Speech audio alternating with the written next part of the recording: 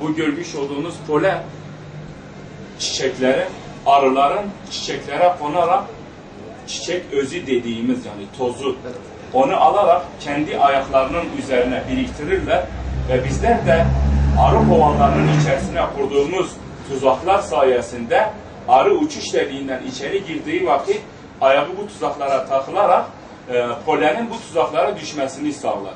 Bunu biz ortalama yani bir hafta ve 3 gün, 4 gün arayla kovanlara atarız ve böylelikle bu poleni elde etmiş oluruz.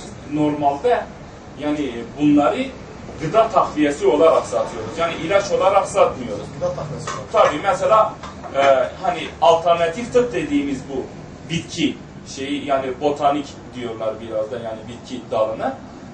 Bunlar mesela doktora gidiyorlar. İnsanlar antibiyotik ve ağrı kesici kullanmaktan aciz kalmışlar. Daha kullanmıyorlar ve bu tarafa doğru yöneliyorlar. Biz mesela bir boğaz ağrısı için mesela faranjit için diyoruz ki bir su bardağı ada çayının içerisine kaynattıktan sonra yarım çay kaşığı zencefil, yarım çay kaşığı zerdeçal ve bir tatlı kaşığı bal ile tatlandırdığınız zaman düzenli olarak bir hafta kullandığınız zaman Allah'ın izniyle boğaz iltihabı, faranjitiniz. Ben daha önce rahatsızdım. Benim rahatsızlığım da ben doktora gittim. Dedi senin şekerin var.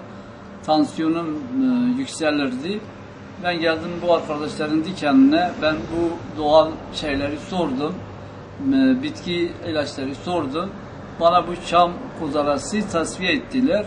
Ben onu kullandım. Kullandıktan sonra 6-7 aydır da bırakmışım. İstediğimi yerim, içerim. Hiçbir sorunum şu anda yoktur. Elhamdülillah şifa Allah'tandır. Sebepler de bazı insanların bize söylediği o sebeplerle dolayı ben şifayı buldum.